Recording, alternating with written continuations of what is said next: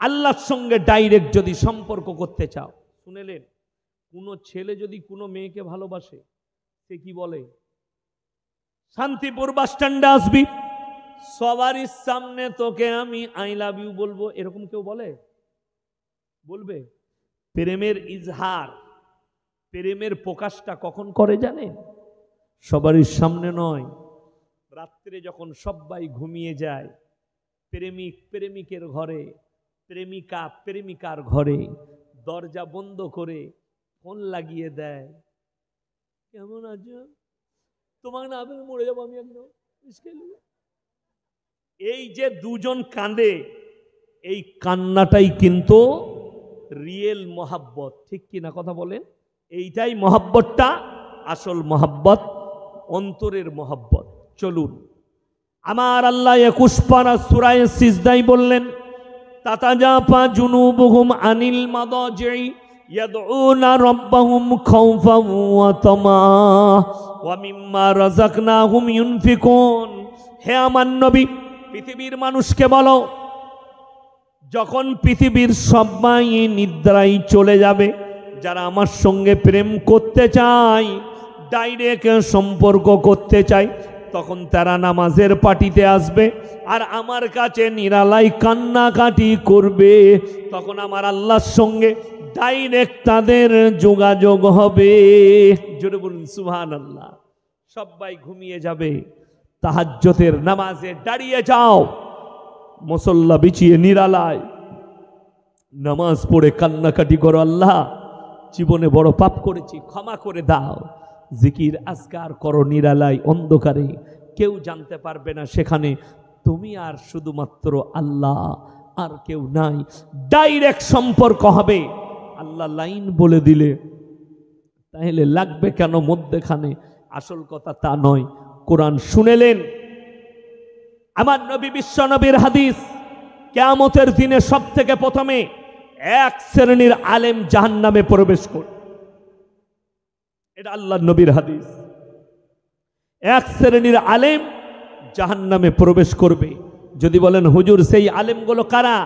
আমার আল্লাহ সূরা বাকারায় বললেন, ইন্নাল্লাযীনা ইয়াকতুমুনা মা আনজালাল্লাহু মিনাল কিতাব ওয়া ইয়াশতারুনা বিহি সামানান কালীলা উলাইকা মা ইয়াকুলুনা ফি বুতুনিহিম ইল্লান নার ওয়া লা ইউকাল্লিমুহুমুল্লাহু ইয়াওমাল কিয়ামাতি ওয়া লা ইউযাক্কিহিম ওয়া লাহুম আযাবুন আলীম।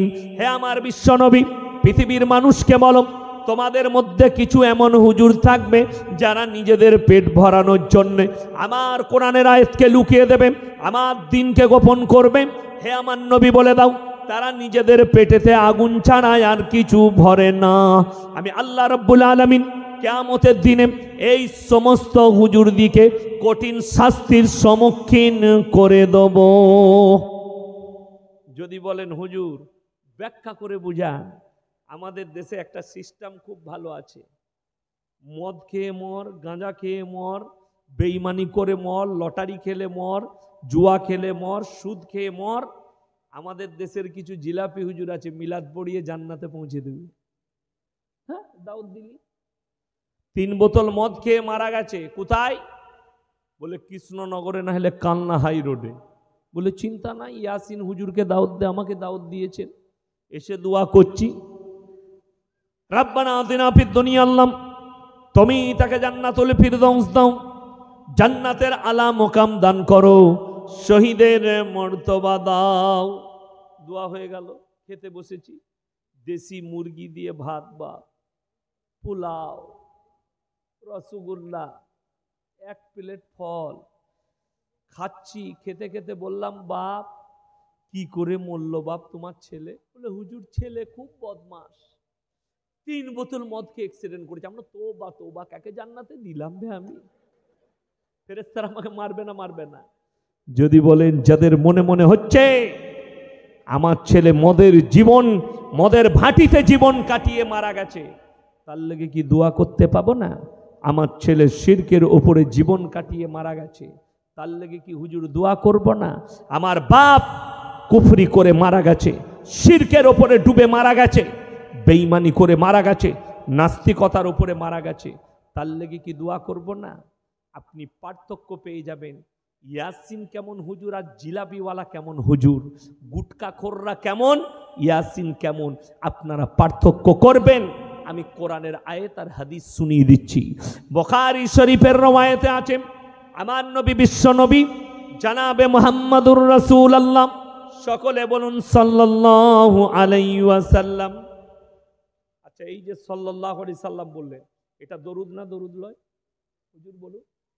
দরুদ। আল্লাহ তুমি রসুলের উপরে রহমত বর্ষিত করো, এটার মানে এটা। জোরে বলুন সুবহানাল্লাহ। দরুদ। আপনারা বসে বললেন না দাঁড়িয়ে? কথা বলে না। আমি দাঁড়িয়ে আছি না বসে? বসে।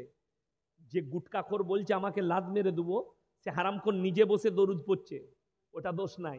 কিন্তু আমি না দাঁড়ালে বলছে ওটা দোষ। নবীজির বায়োডাটা বলবে।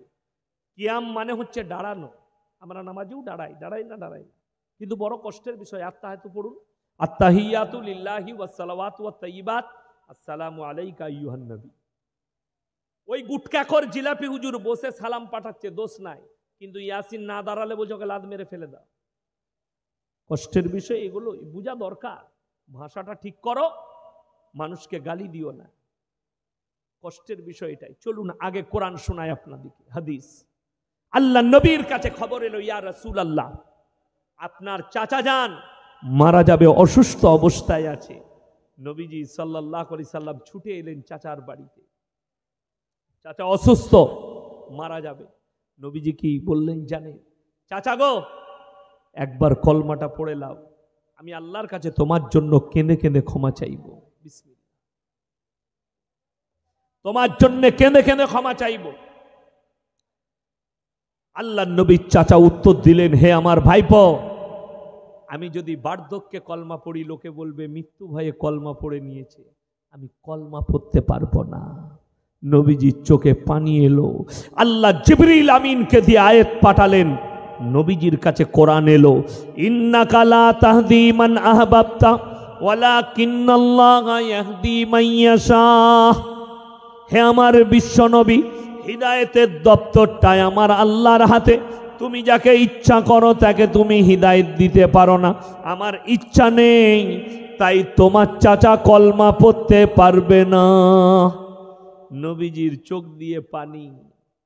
নবীজির চাচা যান দুনিয়া থেকে চলে গেলেন। আল্লাহর হাবিব সাল্লাল্লাহু আলাইহি সাল্লাম চাচা যখন চলে গেলেন, হাত তুলে কাঁদতে লাগলেন। কার কাছে? আল্লাহর কাছে।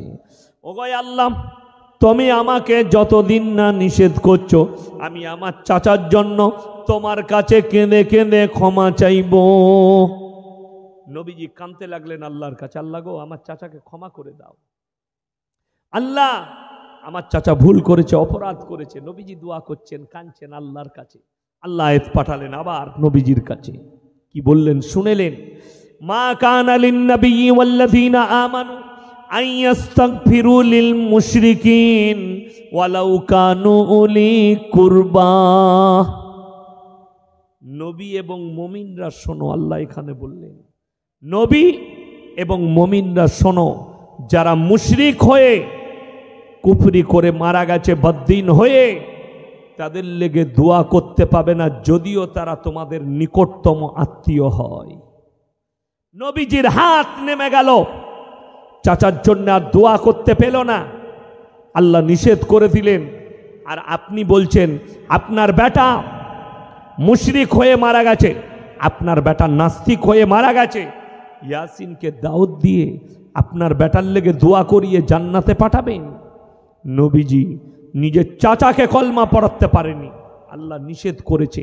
এই জায়গায় নসিহত করতে গিয়ে শুধু নবীকে নসিহত করেননি, মুমিনদেরকেও বললেন মা কানা লিন নবী ওয়াল্লাযীনা আমানু। নবী এবং মুমিনরা শোনো, তোমরা দোয়া করতে পাবে না যারা মুশরিক হয়ে মারা গেছে। যদি কারুর ছেলে নাস্তিক হয়ে মারা যায়, বাপ যদি হাজী সাহেব হয়, তাহাজ্জুদ গুজার হয়, মা যদি পরেজগার হয়, ছেলে যদি নাস্তিকতার উপরে চলে, আর সেই ছেলে যদি মারা যায়, তার জানাজার নামাজ পড়া যাবে না, তার দাফন কাফন কবরস্থানে করা যাবে না। যদি বলেন হুজুর কি করব, গঙ্গার কিনারায় ফেলে দাও, কুকুরে খেয়ে নে, শিয়ালে খাক, কিন্তু তার দাফন কাফন করা যাবে না। দাফন কাফন জানাজার নামাজ তার জন্য হয়, কার জন্যে? যারা মুমিন হয় তার জন্যে। জোরে বলুন সুবহানাল্লাহ। মুমিনের জন্যে, বেঈমান কাফেরের জন্যে নয়। তোমার ছেলে মুশরিক হয়ে গেছে, তোমার ছেলে আল্লাহ বিরোধী হয়েছে, রসুল বিরোধী হয়েছে, এটা যদি প্রকাশ পেয়ে যায়, তার জানাজার নামাজ আর পড়া যাবে না। কোনো ইমাম সে যদি জেনে শুনে পড়ে, সেই ইমামও পাপী হয়ে যাবে, আল্লাহর কাছে হিসেব দিতে হবে। আপনাদিকে অনুরোধ করে যাচ্ছি, আজকে বড় কষ্ট লাগে। আপনারা মনে মনে ভাববেন, ইয়াসিন ভাই কতগুলো কথা বলছে, কেউ কি ভয় করে না? হক কথা বলছে। তোমার ইমামও আমার মতো হক কথা বলবে। তোমার ইমামকে অধিকার দিয়ে দেখো। আমি পশ্চিমবাংলায় একাধিক জেলার প্রমাণ দেব, শুধু নদিয়া ডিস্ট্রিক্ট নয়, শান্তিপুর নয়, কালনা নয়, গোটা পশ্চিমবাংলার আমি প্রত্যেকটা জেলার প্রুফ দেব। আমাদের এই পশ্চিমবাংলায় একটা জেলায় ইউটিউবে রেকর্ডিং হচ্ছে, আমি বলবো না জায়গার নাম, গ্রামের নাম। ইমাম সাহেব খালি জুম্মার দিনে সুদের বয়ান করেছিল। 5টা মুসলমান সুদখোর রাত 12টার সময় ইমামকে এসে শাঁসিয়ে গেছে। তোমার কলার ধরে বার করে দেব। আগামীতে যদি সুদের বয়ান করো, আল্লাহর কসম করে বলছি, এদের ওপরে খোদার গজব নাজিল হবে। ইয়াসিন তোমার ইমাম আমার মতনই হক কথা বলবে, যদি তুমি পাওয়ারটা দাও। কষ্টের বিষয়, ইমাম যদি হক কথা বলে, ইমামকে তাড়ি দেওয়া হবে।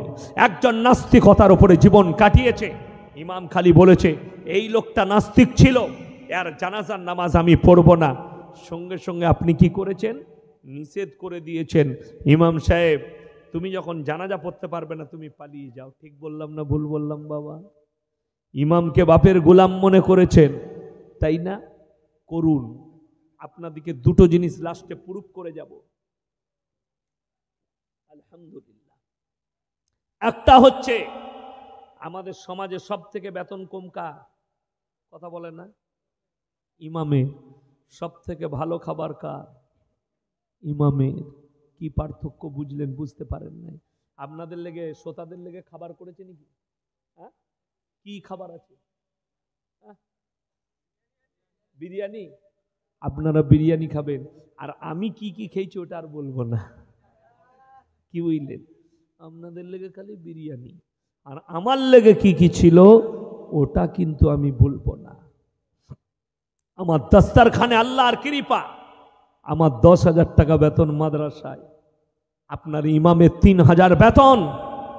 আল্লাহর কসম করে বলছি, বুখারী শরীফের হাদিস, নবীজি সাল্লাল্লাহু আলাইহি সাল্লাম হাদিস বর্ণনা করলেন, হে আমার সাহাবীরা, যারা আল্লাহর রাস্তায়, যারা দিনের পথে থাকবে, মৃত্যুকাল পর্যন্ত আল্লাহ তাদেরকে ইজ্জতের রুজি দান করবেন। জোরে বলুন সুবহানাল্লাহ। তোমরা 3,000 বেতন দিতে পারো, খাবারটা আমারই ভালো, অসুবিধা নেই। তোমরা 5,000 বেতন দিতে পারো, খাবারটা ইমামের ভালো। বড় কষ্ট লাগে কোথায় জানেন? এক জায়গায় মানুষ, আজকে দেখলাম ফেসবুকে একজন পোস্ট করেছে, তিনি আবার মাস্টারি চাকরি করেন, আমি নাম উল্লেখ করব না। যে বক্তারা রেট করে পয়সা নেয়, তাদের দ্বারা দিন প্রচার হবে না। কিন্তু কিছুদিন আগে 2 বছর ডিউটি না করে তিনি বিনা ডিউটি করে সরকারের চাকরির পয়সাগুলো অ্যাকাউন্টে ঢুকিয়েছে। সেটা কি করে জায়েজ হলো? ওই ফতোয়াটা আগে দেন আপনি ফেসবুকে। কথাটা বুঝতে পারেননি? তারপরে বক্তার ফতোয়া দিবে। আমি নাম লুব না। এই পশ্চিম বাংলা, নদিয়া, মুর্শিদাবাদের মধ্যে, এই নদিয়া জেলায় জায়গাটার নাম লুব না। আমার আব্বাজির হাতে পয়সা দিয়ে পয়সা কেড়ে নিয়েছে, টাকা দেয় না, জলসা করিয়ে। এটা আমি প্রমাণ দিয়ে দেবো, গোপনে জিজ্ঞেস করবেন, গ্রামটার নাম বলে দেব। সেটা মাদ্রাসার জলসা। আবার এই বছরে মুর্শিদাবাদে একটা গ্রামে 2,000 টাকা দিয়েছে, 5,000 টাকা গাড়িতে খরচ আমার আব্বাজি। তারপরে বক্তারা বলছে অ্যাকাউন্টে সব টাকা ভরে দে তবে যাব। তোমার চরিত্রের কারণে, তোমার আখলাকের কারণে। বলে দিই, একটা বক্তা যদি অসুস্থতার কারণে একটা মৌলবি আসতে না পারে, বিভিন্ন ভাষায় কওমের লোক তাদেরকে গালি দেয়, দেয় না? কমিটির ছেলেরা ফোন করে, দেখলো না তার বাপ মরল না বিটি মরল, না তার কি হলো, গালি দেয়। শুনেলেন?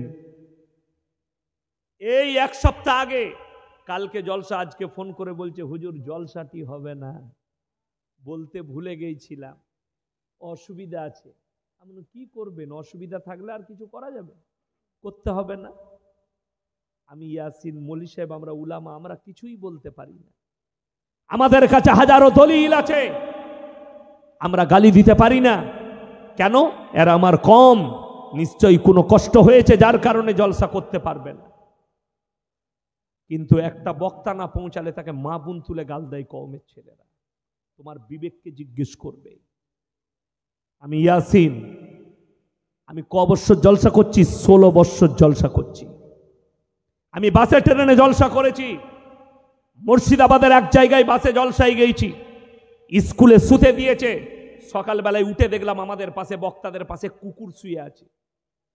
ফোন করছি ফজরের পরে, বাস স্ট্যান্ডে নামিয়ে দিয়ে আসুন, বলে কেউ গাড়ি বার করবে না।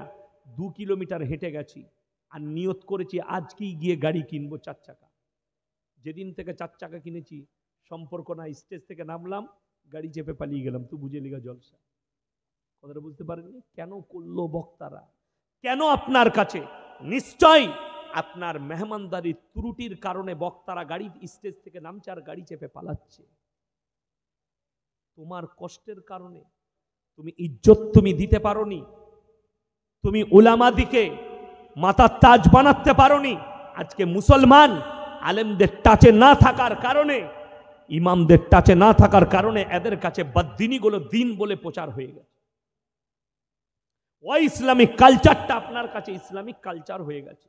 এই মাসটা কি মাস? আজকে কত তারিখ? ডিসেম্বরের 11। সামনে আসছে 25শে ডিসেম্বর। তোমার শান্তিপুরের মুসলমানগুলোকে দেখে নিবে, অশিক্ষিতরা নয়, খেটে খাওয়ারা নয়, শিক্ষিত মুসলমান কটা নামাজ পড়ে হারামখোর, তারা বলে এই মৌলবীদের কথা মানা যাবে না, 25শে ডিসেম্বর কেক কিনে খেতে হবে। শিক্ষিতদের কথা বলছি। 1 জানুয়ারি আসবে, মুসলমানদের ছেলেরা বলবে এই ইমামেরও কথা শুনবো না, মৌলবীরও কথা নয়, ফিস্টি করব। আমারও কথা শুনতে হবে না, তোমার ইমামেরও কথা শুনতে হবে না। কোরআনকে বিশ্বাস করেন না? করেন না? কথা বলেন। করেন। সূরা ফাতিহা শেষ আয়াত যদি তাফসীর আপনার কাছে না থাকে, কমপক্ষে ইমামের কাছে যাবেন, দিয়ে বলবেন ইয়াসিন ভাই যে ব্যাখ্যা করে গেল এটা ভুল করে গেল না ঠিক করে গেল। গায়রিল মাগযুবি আলাইহিম ওয়ালাদ দাল্লিন, মাগযুম মানে ইহুদি আর দল্লিন মানে নাসারা, এই দুটো দলই পদভ্রষ্ট, আর এদের যারা অনুসারী হবে তারাও পদভ্রষ্ট হয়ে যাবে। আপনি কি করে ভাবলেন 25শে ডিসেম্বর আপনার পরব? কি করে ভাবলেন 1 জানুয়ারি ইহুদিদের পরবটা আপনার পরব, খ্রিস্টানদের পরবটা আপনার পরব? যদি 1 জানুয়ারি পালন করা যেত, ওরে হারামখোর, সব থেকে প্রথমে আমরা মৌলবীরা বলতাম 1 মুহররম পালন কর। কথাটা বুঝতে পারেননি? আরবির প্রথম তারিখ কি? কথা বলে না, জানে না, তা বলবে কি করে? ও তো ইংরেজি ম্যান হয়ে গেছে সবাই। আরবির খোঁজ রেখেছেন? 1 মুহররম, মুহররম মাসের প্রথম তারিখ। আমরা মৌলবীরা তো বলতাম মুহররমের প্রথম তারিখ যে যা পারবে ডিজে বাজা, ফিস্টি কর, খা। আর আমরা হুজুররা মসজিদে ডিজে লাগিয়ে খেতাম রান্না করে। তুমি তোমার ছেলের কেক কেটে জন্মদিন পালন করো, তুমি একবার ভেবে দেখেছো? তোমার পয়সা আছে, তুমি 5,000 টাকা দামি কেক আর বেলুন দিয়ে ঘরটা সাজাও, ছেলের কেক কেটে জন্মদিন পালন করবে। আমার তো ইয়াসিনের 500 টাকারও কেক কেনার ক্ষমতা আছে। কথাটা বুঝতে পেরেছেন না পারেননি? আমি যখন রাতের বেলা এসে জলসা করে যখন 5,000 7,000 কামিয়ে নিয়ে যাচ্ছি, নিশ্চয়ই আমিও পারবো 5,000 টাকা একটা 500 টাকা দামি কেক কিনতে, দিয়ে আমার মেয়ের জন্মদিন পালন করতে। দেখিয়ে দাও। ইমামের তো শখ যাবে যে আমি একটা 50 টাকার কেক কেটে এনেও করি। যদি জায়েজ হতো মৌলবীরা করত। আমাদের দেশে পার্থক্য, একজন আমাকে ফোন করে বলছে হুজুর বইয়ের পেটে বাচ্চা এলে 7 ভাজা খাওয়াতে হয়। আমি বললাম হ্যাঁ, তোর বউকে খাওয়া, আমাদের বইয়ের বিনা 7 ভাজাতেই ছেলে হয়েছে, তোর বইয়ের হবে না, খাওয়াতে হবে। কেন? আমি তুই তো দাদির ফতোয়া মানিস আর আমরা হাদিস কুরআন মানি। হ্যাঁ, এখন সব থেকে বড় মুফতি কে? বউ। ওর থেকে বড় মুফতি কেউ আছে নাকি? কেউ নাই। এই 2-3 মাস 4 মাস আগেকার ঘটনা। আমাকে বিয়েতে ডেকেছে, বলে একটু আপনি দেখুন তো, দিন ঠিক করবো। আমার কাছের আত্মীয়, দূর সম্পর্কে আত্মীয় হয়, ডাকলো, গেলাম। ঠিক আছে, চা পানি যা দিয়েছে দিয়েছে। তারিখ আমি ডায়েরিটা খুলে বললাম, বাবা ফাল্গুন মাসের 1 তারিখে রবিবার বিয়ে, সোমবার অলিমা, আর মঙ্গলবার মেয়ে জামাইকে নিয়ে আসবে। সে কি বলছে জানেন? বাইরে থেকে আসছি। কে? ছেলের বাপ। ও গিয়ে বড় মুফতি সাহেবকে ফোন লাগাইছে, হ্যালো হুজুর বলছে রবিবার বিয়ে, শনিবার বিয়ে, আর রবিবার অলিমা। না না, হুজুর ফতোয়া দিচ্ছে ওই দিক থেকে বড় মুফতি সাহেব, কি শনিবার বিয়ে দিলে শনি লেগে যাবে। আমরা শনিবার তোর বাপ মরে গেলে কি করবি? রেখে দিতে হবে। তোর বাপের কবরে তো শনি লাগবে না হলে। ইসলাম কি বুঝেছে বুঝেলে? আল্লাহর কসম করে বলছে এটা শিরিক। আল্লাহ ছাড়া আল্লাহর দ্বীনের উপরে বিশ্বাস করা হলো। আমার কথা মানলো না, সোমবার বিয়ে, মঙ্গলবার অলিমা করলো, হয়ে গেল। এই 3 মাস পরে, সেদিন আমি 24 পরগনায়, আমি আর জয়নাল ভাই জলসা করছিলাম। আমি আগে চেপেছি 6:30টায়, তারপরে উনি চেপেছিলেন। তো সন্ধ্যাবেলায় আমার ফোনে ফোন করেছে কে? আমার সেই আত্মীয়, হ্যাঁ, অন্য গ্রামে বাড়ি। আমার ড্রাইভার তুলেছে, দিয়ে বলেছে এখন হুজুর বায়ান করছে, পরে করবেন। দিয়ে আমাকে নামার পরে বললে ফোন করতে বলেছে। আমি আর রাত্রে করিনি, সকালে করেছি। কি হলো? বলছে বিয়েটা ভেঙে গেছে। আমি তো ওটা জানতাম বে, ভাঙবি ওখানে। আমি বলে শনিবার বলছি যে শনি লেগে যাবে, তুই তো সোমবার করু, শনি লেগে গেল, এখন কি করবি বল? এইগুলো সব মেয়েদের হাদিস। আমাদের সমাজ তো হাদিসুন নিসাই চলছে, হাদিসুন নিসাই। আমাদের ভারতের এবং পশ্চিম বাংলার গৌরব কবিগুরু রবীন্দ্রনাথ ঠাকুর, বিশ্ব কবি বলা হয়।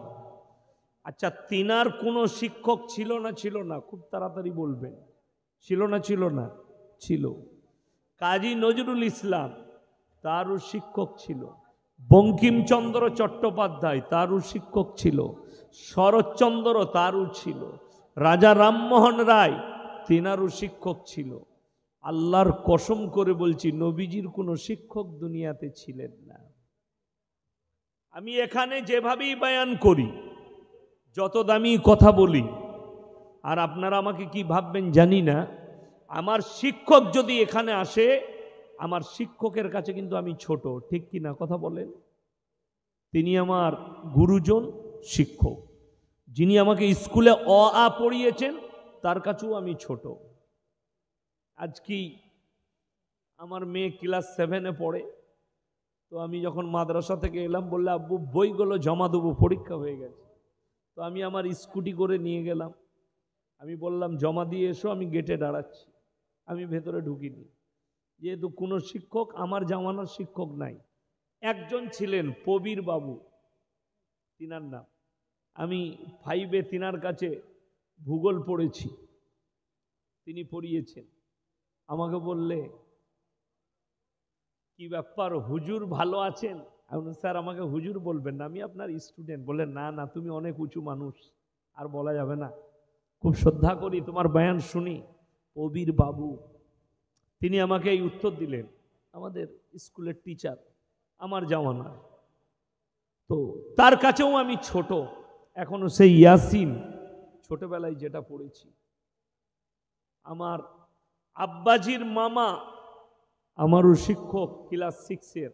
আমাদের গ্রামের মরহুম মাস্টার ইলিয়াস সাহেব মারা গেছেন, আল্লাহ জান্নাতি করুক। আমাকে কি বলতো জানেন? ইয়াসিন তুই খুব ভালো বায়ান করিস, তুই বলতো। আমার দাদু হতো সম্পর্কে, আমার আব্বার মামা। তো আমার তিনি শিক্ষক। তো হয়তো কোনো সাধারণ যারা আমাকে ভালোবাসে, তারা যদি শুনতো যে এই মাস্টার মহাশয় ইয়াসিনকে তু বললো, তো আপনি তাকে খারাপ বলতেন। আমরা অনেক সম্মান করি, ইনাকে তু বলছে। কিন্তু আমি ছোট। আল্লাহ নবী সাল্লাল্লাহু আলাইহি সাল্লামকে লজিকটা শোনেন, কেউ যদি শিক্ষা দিত, সে বলতো মোহাম্মদ আমার ছাত্র, আমার নবীকে ছোট করা হতো। তাই রেওয়ায়েত শুনেলেন, সহি রেওয়ায়েত, 1,24,000 কম বেশি যতগুলো পয়গম্বর আল্লাহ পাঠিয়েছেন, তাদের একটাও দুনিয়াতে শিক্ষাগুরু ছিল না, তাদের সকলের শিক্ষাগুরু হচ্ছে আমার আল্লাহ রব্বুল আলামিন। জোরে বলুন সুবহানাল্লাহ। তিনি তিনার গায়েবের দ্বারা নবীদিকে শিক্ষা দিয়েছেন। যদি বলেন, একজন ভদ্র মানুষ আমাকে বললেন যে আমাদের এলাকার লোক একটু নবীজির জীবনী শুনতে ভালোবাসে। আমি বেশি লম্বা বলবো না, এখন জীবনী বলার আর সময় নাই। জীবনী অনেক শুনেছেন, আমার বাপ দাদরা বহু জীবনী বলেছে, কিন্তু মানুষের পরিবর্তন আসে নাই। নবীজির জীবনী শুনে নিজের যদি পরিবর্তন আনতে পারেন, আল্লাহর কসম করে বলছি তোমার জিন্দেগিতে আর কোনোদিন কষ্ট আসতে পারে না।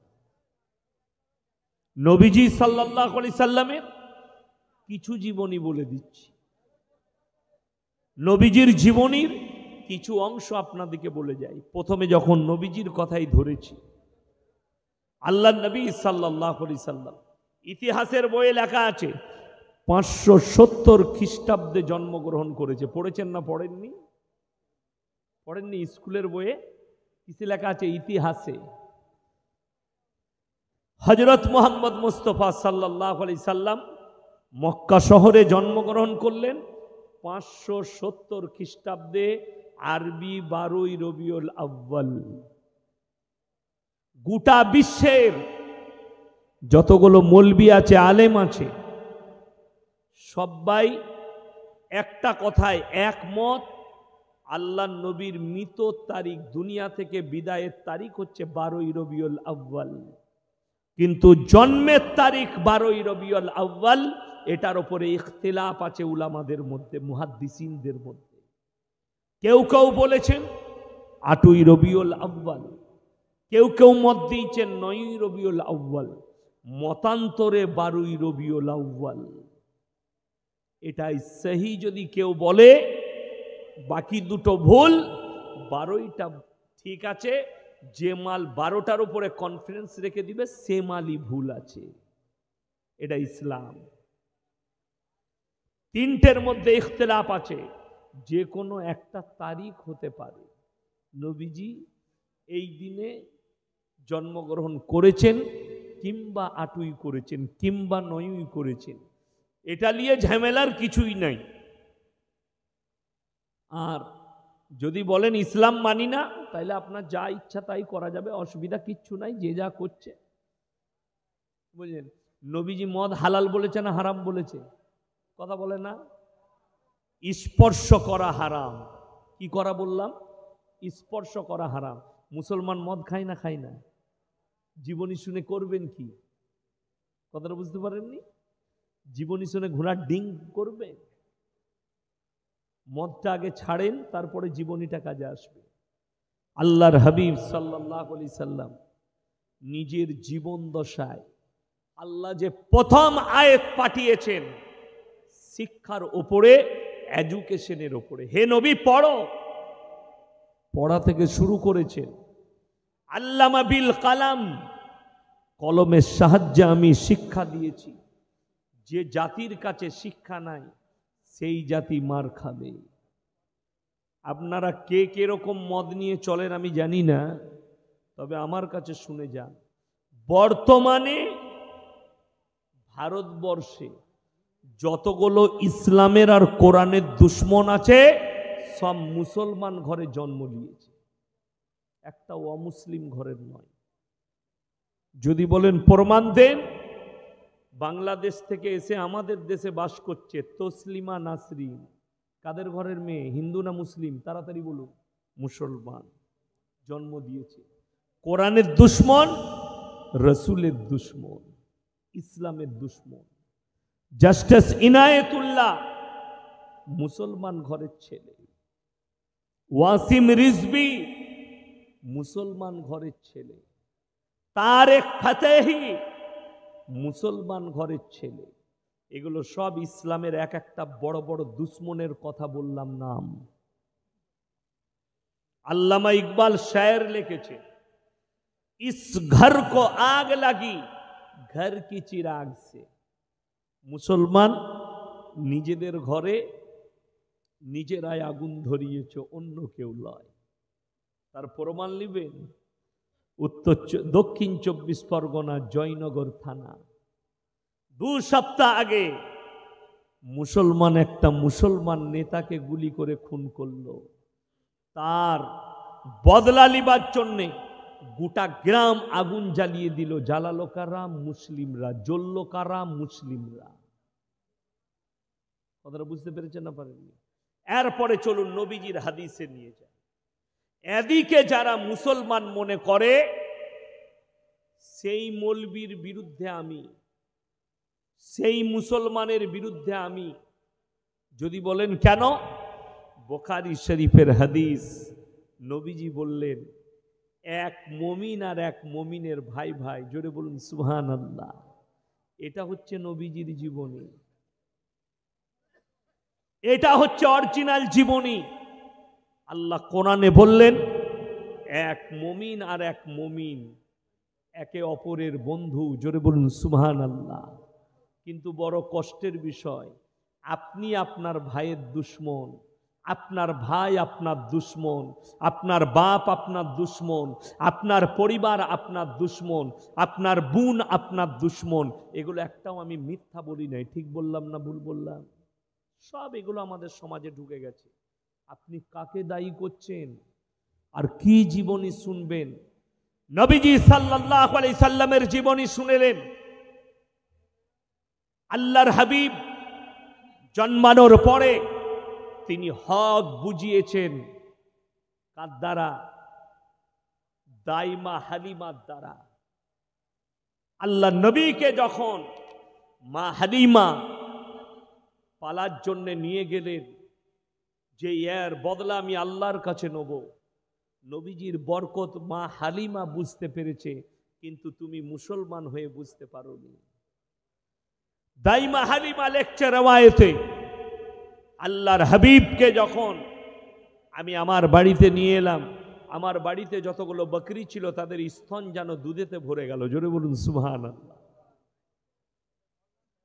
মা হালিমার দুধ পান করেন নবীজি, কিন্তু ডান দিকের স্তন নবীজি পান করতে, বাঁ দিকের স্তন তার দুধ ভাই করত পান।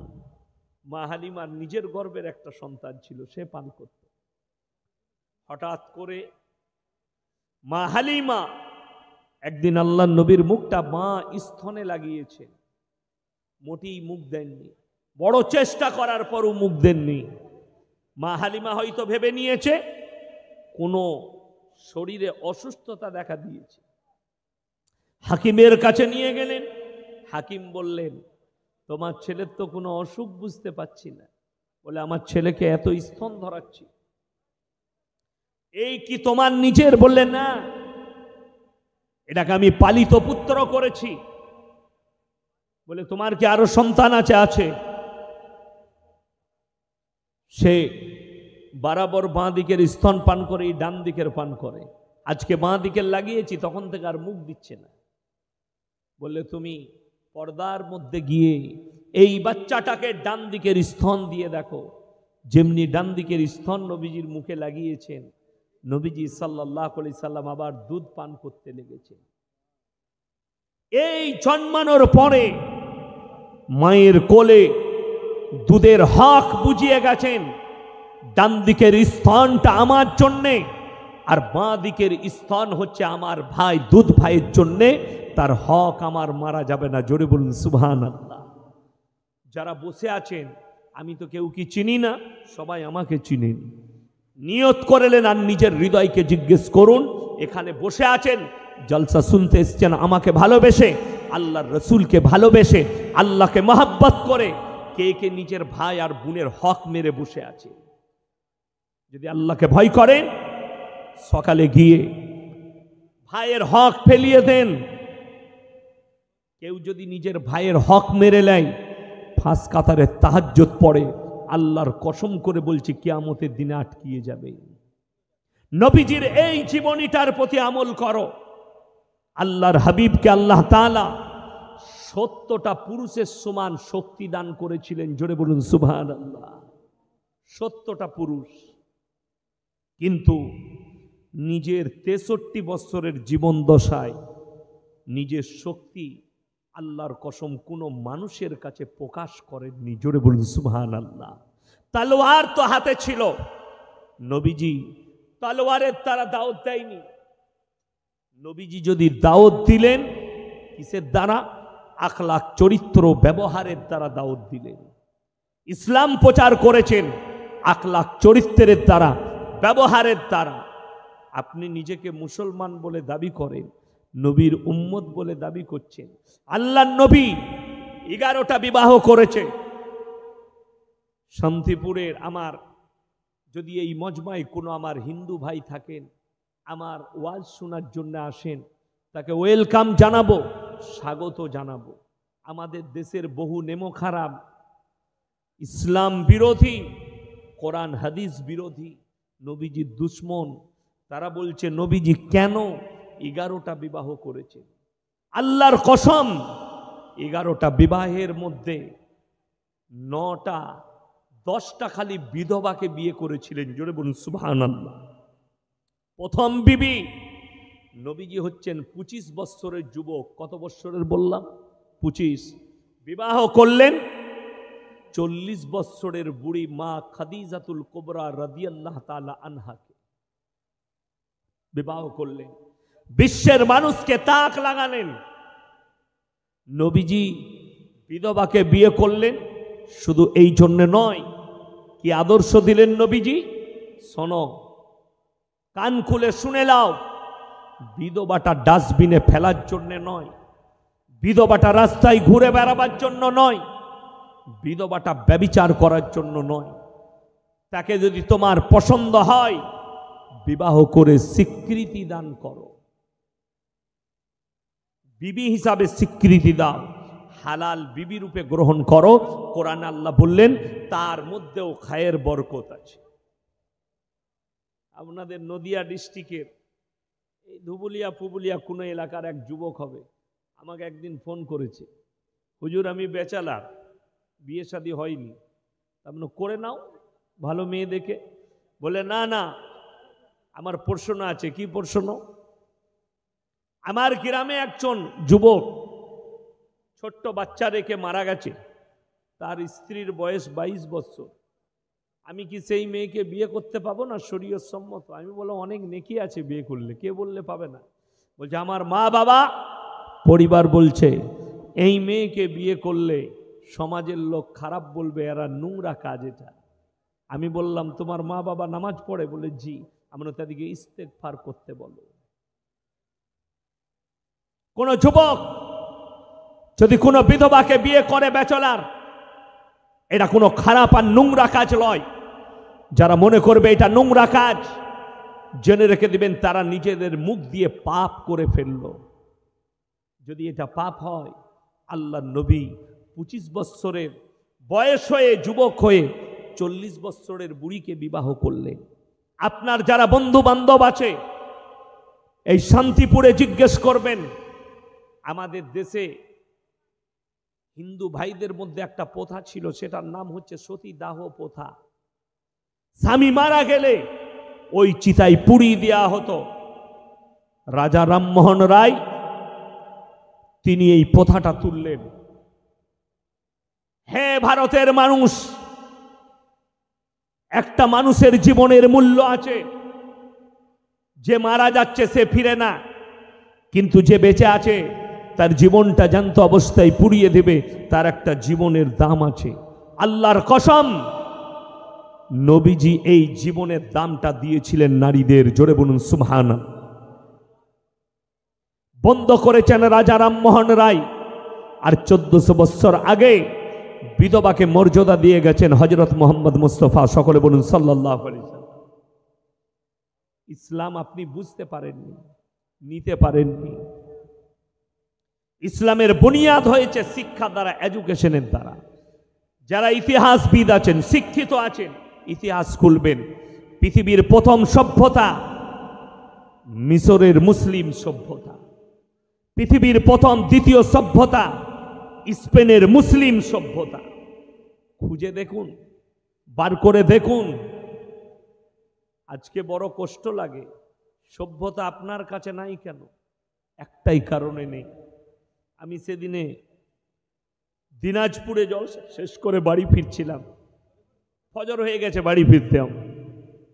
তো আমি গাড়িতে মোবাইল বার করে দেখছিলাম কে কি বক্তব্য দেয়, কে কি বলে।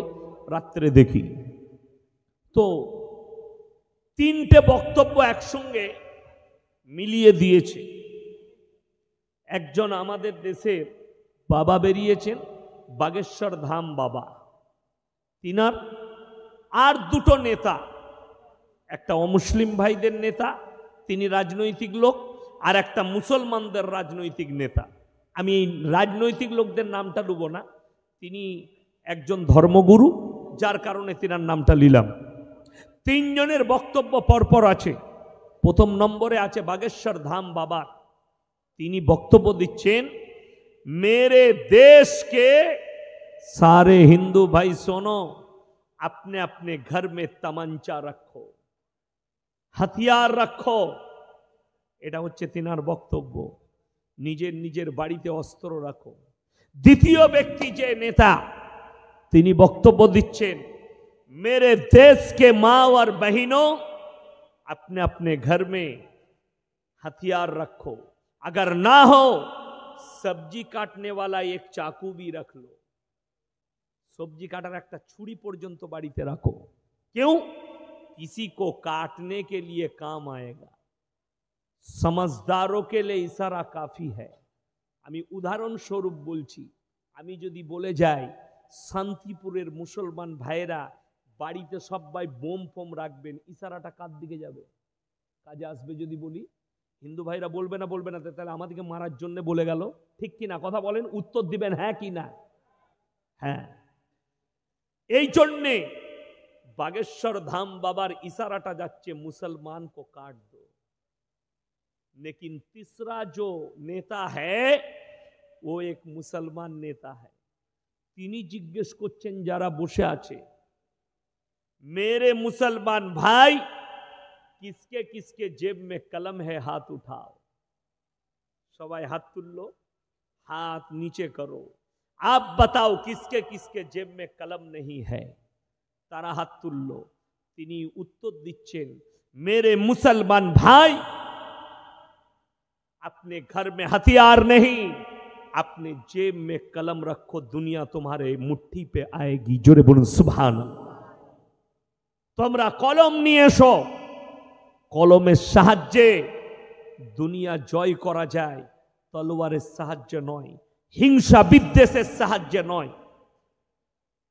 ওই জন্য বুঝা দরকার আপনার, নবীজি দাওয়াত দিয়েছেন হিংসা বিদ্বেষের নয়, শিক্ষার দাওয়াত দিয়েছেন যে পৃথিবীর মানুষ তোমরা শিক্ষা অর্জন করো। আমাদের দেশে সব থেকে পেছিয়ে পড়া জাতি কারা জানেন? কারা? কে বললে? মুসলমান না, আদিবাসী। কারা বললাম? আদিবাসী। পুরুলিয়ায় বেশি আছে, বাঁকুড়া ডিস্ট্রিক্টে আছে, ঝাড়গ্রামে আছে, মেদিনীপুরে আছে, ঝাড়খণ্ড আর বিহারে সব থেকে বেশি আদিবাসী আছে। শুনেলে তারা সব থেকে পেছিয়ে। এডুকেশন না থাকার কারণে তাদেরকে কিভাবে ব্যবহার করা যায় বলে দিই। খড়গপুরে একটা যে কোনো রাজনৈতিক দলের মিটিং হচ্ছে, খুব ভালো করে, আমি গল্প শোনাতে আসিনি, এর ভেতরে এতটা শিক্ষা আছে যদি বেরোনে ঢুকান। তারপরে কোরআন শোনাবো আমি, তারপরে তফসির করব। আগে মহলটা তো তৈরি করে নি।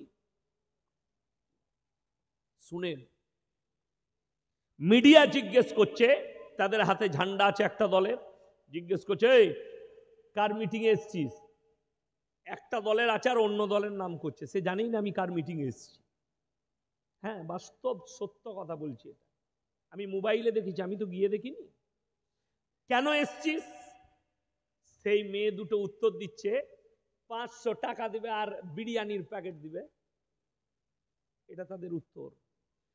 তার অশিক্ষিততা, কলম না থাকা তার পেটে, যার কারণে তাকে বিরিয়ানির প্যাকেট আর 5টা টাকা নিয়ে এসে ঝান্ডা ধরিয়ে দিল। আমি চ্যালেঞ্জ দিয়ে গেলাম, তোমার শান্তিপুর থেকে নদিয়া ডিস্ট্রিক্টে যতগুলো এমএলএ এমপি বাপের বেটা আছে, এই মৌলবি শওকতের বেটা ইয়াসিনকে নিয়ে একবার খেলতে বলো দেখি। আমরা রাজনীতি করি না, আর রাজনীতি করলে তোদের মাথার উপরে পা রেখে দাঁড়াবো, নিচের তবকার নেতা ইয়াসিন হবে না। কেউ যদি মনে করেন এ মৌলবি নেতা হতে চায়, তোদের মতো চুচকো নেতা ইয়াসিন হবে না। আল্লাহ যে জ্ঞান দিয়েছে আর যে হিকমত দিয়েছে, তোদের মাথার উপরে পা দিয়ে দাঁড়াবার ক্ষমতা রাখি। কিন্তু না, ওই শখটা নাই। মিথ্যা কথা বলতে পারবো না, ধর্ষণ করতে পারবো না, চুরি করতে পারবো না, লোকের মেরে নিতে পারবো না, ওই জন্য নেতা হতে পারবো না। রাগ কেউ করবেন না, আমি রাজনৈতিক বক্তা নয়।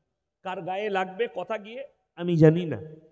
চলুন এরপরে মুসলমান শুনেলেন, এখানে যতজন আছেন মোটামুটি যারা নামাজ পড়েন, যারা ইসলামের চর্চা করেন, তারা বলবেন প্রত্যেকটা মুসলমান নরনারীর জন্য দ্বীনি ইলম হাসিল করা কি ফরজ। নবীজির জীবনী আমি আরো বলবো, কিন্তু যারা কমিটি আছে, যারা জলসা দিয়েছেন, তারা ওয়াদা করুন যে আজকে জলসায় যে হারাম কাজ করেছি, মেলা বসিয়েছি, জীবনে আর বসাবো না। পারবেন? যদি ওয়াদা করতে পারেন আমি নবীর জীবনী বলবো কিছু, নাইলে কিন্তু বলবো না। হ্যাঁ, তুমি হারাম কাজ করবে আর নবীজির জীবনী যদি বলেন হুজুর মেলা, আল্লাহর কসম করে বলছি হারাম। কোন যদি শান্তিপুরের বাপের বেটা মৌলবি থাকে, আমি 2 ঘন্টা স্টেজে আছি, নিয়ে আসুন, সে খালি হালাল প্রমাণ করাবে ইসলামী শরীয়তে। কষ্টের বিষয় কি জানেন? মা হচ্ছে পর্দার জিনিস। আমি যখন ঢুকলাম সব মেয়েগুলো তো রাস্তায়। আমি কাঁচা মাল নয়, আমি পাকা পিলিয়ার। হ্যাঁ, অত সহজ নয়। আমি আজকে ময়দানে, যারা ইউটিউবে আমাকে 5 বছর দেখছেন, আমি 5 বছরের উৎপত্তি বক্তা নয়।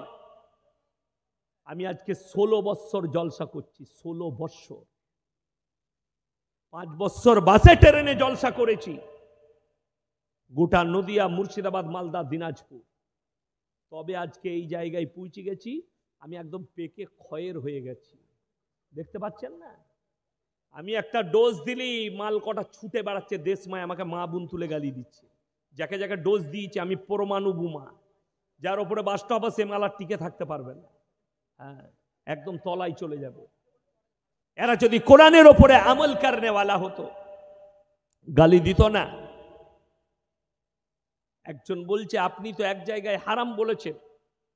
হারাম আমি প্রথমে বলিনি, আমাকে কাফের ফতোয়া দেওয়া হয়েছে, আমাকে লাত মেরে ফেলে দেবো বলা হয়েছে, যার পরে আমি হারাম বলেছি। তার আগে নয়, তার আগে আমি এটাই বলেছি। দাদা হুজুর পীর কেবলা রহমতুল্লাহ আলাই ফুরফুরার, তিনাকে শ্রদ্ধা করি, তিনি আমাদের আকাবির। তিনি নিজে বলেছেন মুস্তাহাব মুস্তাহসান। যদি এটাই হয় তাহলে আমাকে লাত মারবে কোন হিসাবে? ফুরফুরার একজন পীরজাদা, তার নাম হচ্ছে সাউদ সিদ্দিকী মনে হয়, যত সম্ভব, ভোলে বাবার মতো পোশাক পরে আমাকে কাফের ফতোয়া দিয়েছে, আমার বাপকে পাগল বলেছে। কিন্তু তার জানা নেই ওর 14 পুরুষ যদি আমার বাপের সামনে কিতাব নিয়ে বসে, একটা ইবারত পড়ার ক্ষমতা নাই শওকতের সামনে। শওকত সাহেব তো দূরের কথা, আমার যে ম্যানেজার আছে তার সঙ্গেই কথা বলতে পারবে না আরবিতে। ওটা বহু দূর বলে দিলাম। শওকত সাহেব তো সমুদ্র, আমি তো নদী। আমার পাশে যে ডাঁড়া কেলেনটা আছে না, ডাঁড়া কেলেন বুঝেন? ওই ডাঁড়া কেলেনটা হচ্ছে আমার ম্যানেজার, তার সঙ্গেই কথা বলতে পারবে। ওটা তো অনেক দূরের কথা। আমার ড্রাইভারকে দেখুন, নাস্তা করতে খানা খেতে এলো, বাড়ির লোকরা বলছে হুজুর হুজুর যে খাওয়াচ্ছে, কিন্তু ও হুজুর নয়, ও মাদ্রাসার মুখ দেখে না, কিন্তু তোমার থেকে ভালো জানে। তার আখলাক চরিত্র ভালো, মুখের ভাষা ভালো। আমি আপনাদেরকে বলে যাচ্ছি, কেউ কি গালি দিবেন না, জোরে বলুন ইনশাআল্লাহ। যারা আমার বয়ান শুনেন, যারা আমাকে গালি দিচ্ছে, এই মুর্শিদাবাদ থেকে শুরু করে বেরেলভিদের কিছু বক্তা, যারা নিজেদেরকে আহলে সুন্নাতুল জামাত বলছে, আহমদ রাজা খানের চেলা চম্পট যারা গালি দিচ্ছে, তাদেরকে অনুরোধ করব, তোমাদের মাদ্রাসায় তারবিয়ত দাও। তোমাদের বাচ্চাদিকে তালবিলিম দিকে দিয়ে আমাকে ফোন করে গালি দেওয়া করাচ্ছে, নাউজুবিল্লাহ।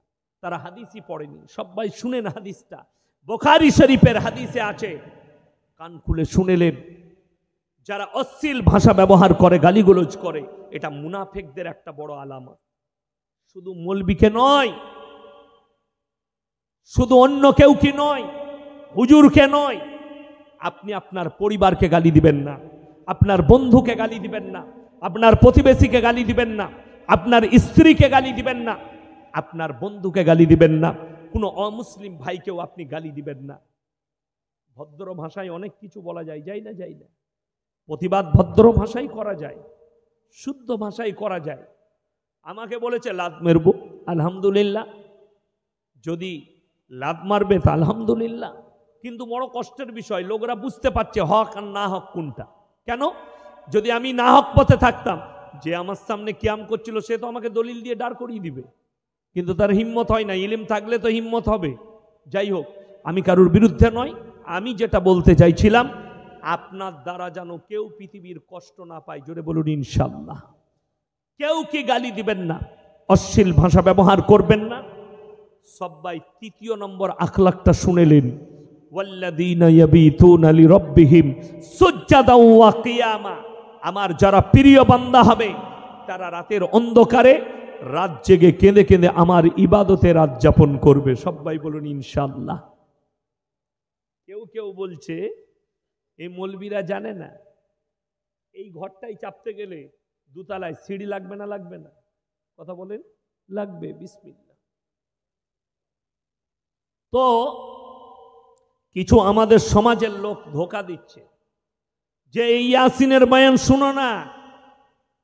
ইয়াসিন বলছে ভণ্ড পীর মানা যাবে না, ওই জন্য তার বয়ান শুনো না। ছাদে চাপতে গেলে সিঁড়ি লাগে। আমি তাকে জিজ্ঞেস করেছি, যে বাড়িতে লিফট আছে সেই বাড়িতে কি হবে? কথাটা বুঝতে পেরেছেন না পারেননি? আচ্ছা, অনেক ঘরে লিফট আছে না? নাই আছে। কলকাতায় চলুন, আমি হাওড়া হাজি সাহেব, হাজি শাহানুর উস্তাকার, বহুত বড় ধনী, তিনার বাড়িতে যাই, বেটা বেটা করে আমাকে। রমজান মাসে কয়েক কোটি টাকা যাকাত দেয় বিভিন্ন মাদ্রাসায়। তিনার বাড়িতে লিফট আছে। আমি গেলে সুইচ টিপি ওপরে চলে যায়। তাহলে লিফট থাকলে যদি ডাইরেক্ট ওপরে যাওয়া যায়, তাহলে সিঁড়ির দরকার নাই। তাহলে যদি ডাইরেক্ট আল্লাহর সঙ্গে আমার যোগাযোগ থাকে, বুকা মধ্যেখানে পিল লাগবে কেন? কথাটা বুঝতে পারেন না পারেননি? যদি বলেন কেন হুজুর আপনি কোরআন জানেন না, জানি। কোরআনের অপব্যাখ্যা শওকতের বেটা ইয়াসিন করে না। এই আমাদের দেশের বেরেলিরা যারা নিজেদেরকে আহলে সুন্নাতুল জামাতের অনুসারী বলছে, কোরআনের অপব্যাখ্যা করছে।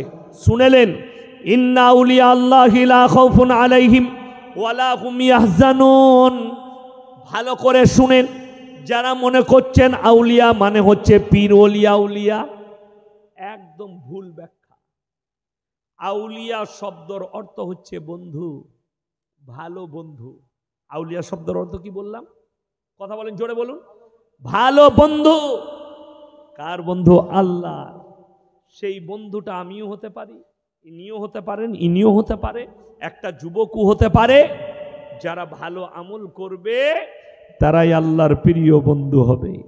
আল্লাহ বললেন, আমার প্রিয় বন্ধু হতে গেলে 1 নম্বর শান্তির সঙ্গে বিচরণ করতে হবে। 2 নম্বর, মূর্খদের সঙ্গে তর্ক করা যাবে না।